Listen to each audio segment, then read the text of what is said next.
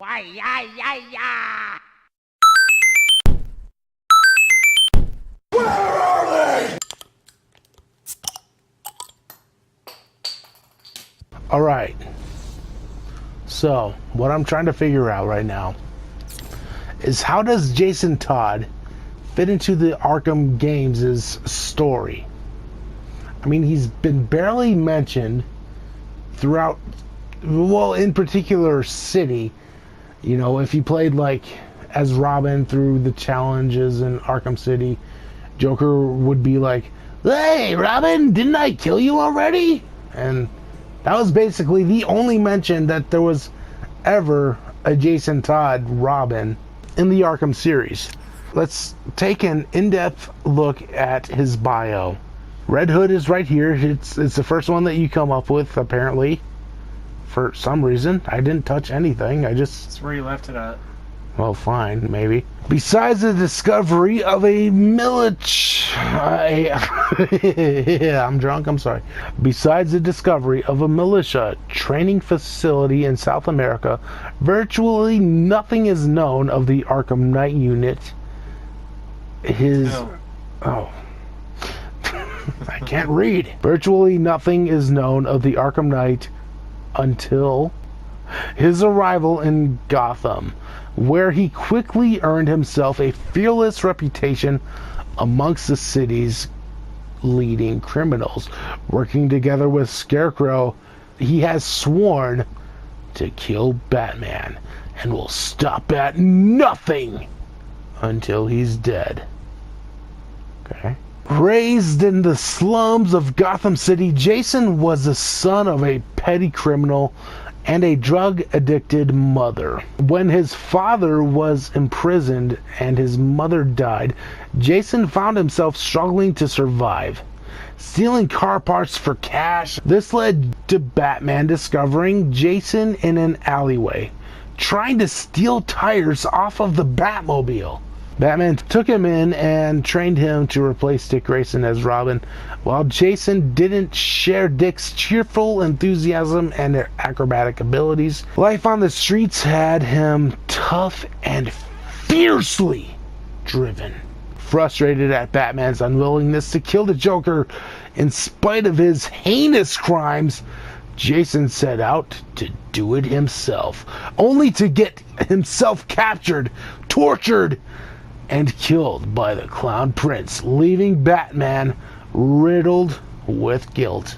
Helicopters. I'm pretty sure the answer is helicopters. Just got the chills.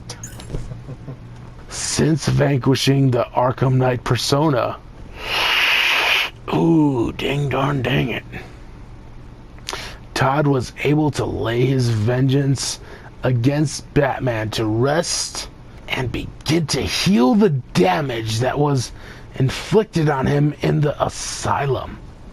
When the fuck was Jason in the asylum? It was during this recovery that Red Hood was born. What? Gotta get the comics now.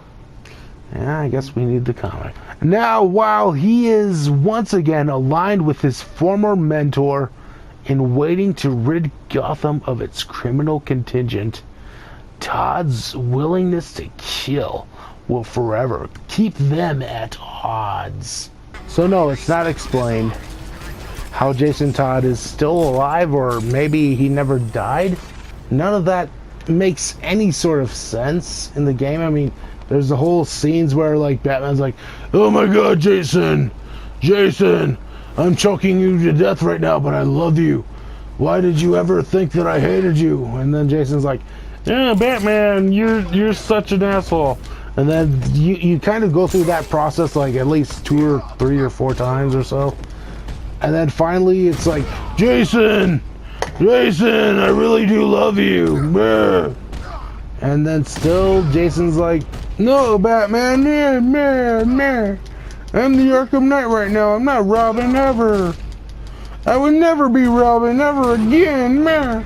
Even though Batman was like, "Robin, I need you." And he's like, no, I'd never be Robin, man. And then Jason just fucks off for a while. None of it makes sense. I still have no idea if Jason even died. Throughout the story, there's the whole death in the family type of storyline happening in front of Batman's fear-induced eyes and stuff. The point is, none of this makes sense. And for those of you that think that the Red Hood story mission thing takes place after Arkham Knight, what the fuck kind of crack are you guys on? Right? Yeah. I mean, obviously, Jason kills, he fucking flat out murders Black Mask to steal his weapons and money and such to become the Arkham Knight. It's pretty goddamn obvious. That's why there is a Red Hood skin given to you if you purchase that story. Another thing to think about, where do you think he would get all that money from? He wouldn't be able to afford all of it, so of course he'd kill someone to get it all. Exactly, he took it from Black Mask, which is explained in the games, you fucking imbeciles.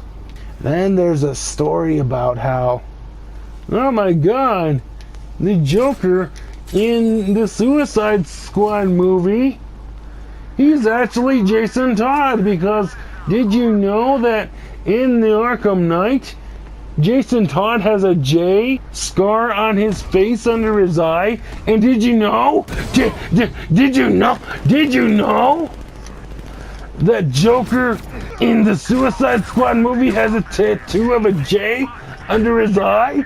Oh my god, it's the same person. Man. Just fucking face palms.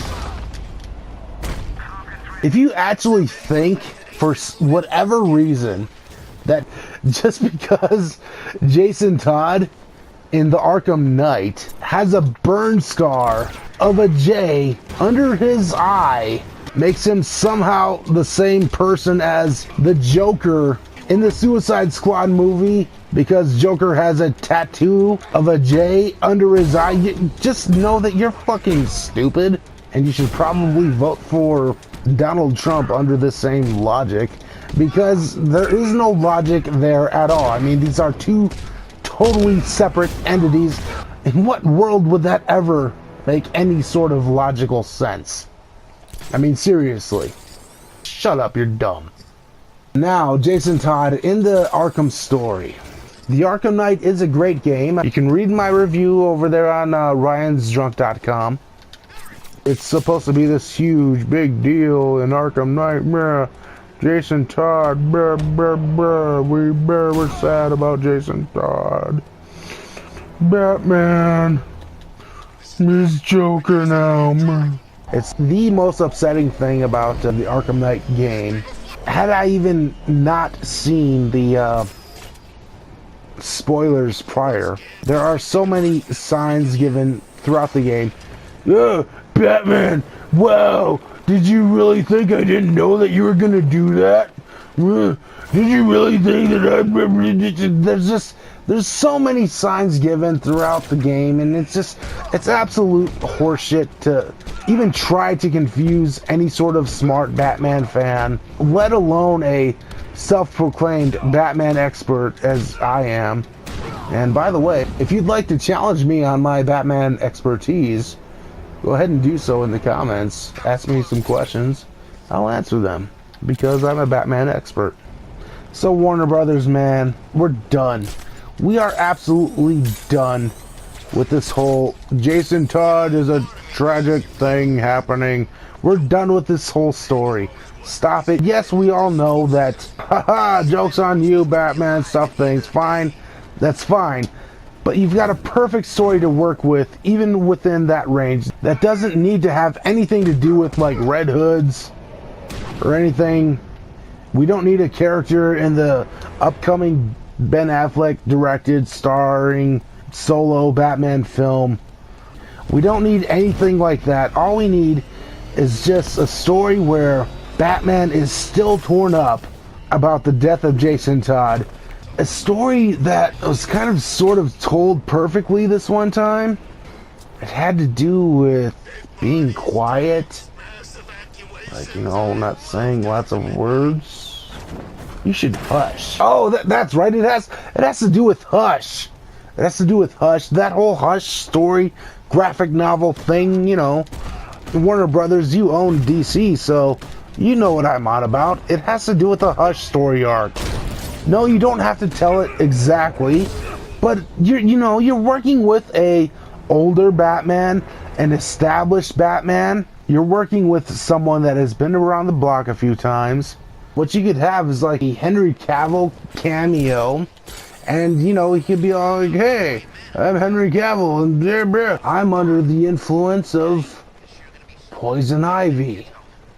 When you can have that awesome moment where Poison Ivy is all like, "Hey, not even Superman can resist me." That awesome moment that could be totally perfect. Henry Cavill awesomeness. You could have that. You could have that moment where Bruce Wayne is just trying to figure out who the fuck this Hush character is. This new villain that's been wreaking havoc throughout Gotham and everything. It appears that it's Harvey Dent, but it's not. But Tommy Elliott, this past friend of Bruce Wayne's, he's all of a sudden fixed Harvey Dent and everything else. But then it's revealed that, you know, Tommy's been fixing his own face. This huge master surgeon person has been fixing his own face to look like all these other sorts of people. And then you can have Clayface in there. Clayface is all like, "Hey, I'm actually Jason Todd because Tommy Elliott told me to be Jason Todd this one time and stuff and things." Because Thomas Elliott actually knows that Batman is Bruce Wayne. Thomas Elliott actually knows that Bruce Wayne is Batman. Wow, isn't that such a unique, awesome concept? It's never truly been explored before. Other than Batman Forever, where like Jim Carrey figured out that Batman was Bruce Wayne because bats on the brain. And I mean, it was never really known in the Dark Knight trilogy that much. I mean, obviously Ra's or Ra's al Ghul knew, but whatever, stuff things worse. There are so many great fantastical stories that could be told just by doing a Hush story rather than a Red Hood story. Just do it. We're done with this whole Red Hood, Jason Todd bullshit. Give us some sort of awesome Hush story. The end. Bar none. K-bye.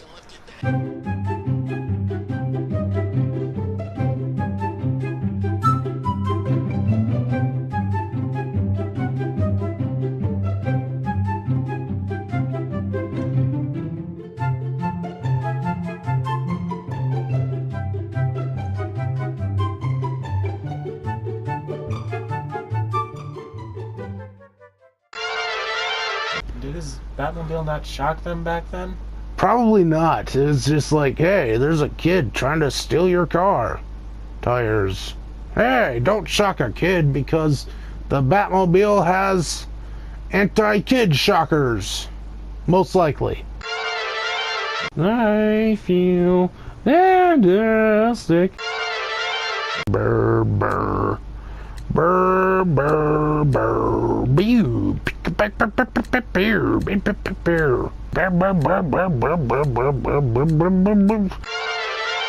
Pig is totally a Grant Morrison creation. July 27,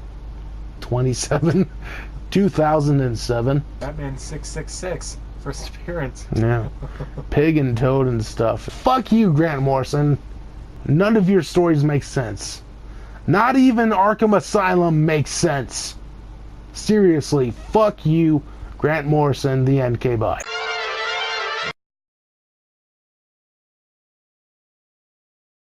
I just drove through the wall, then reversed.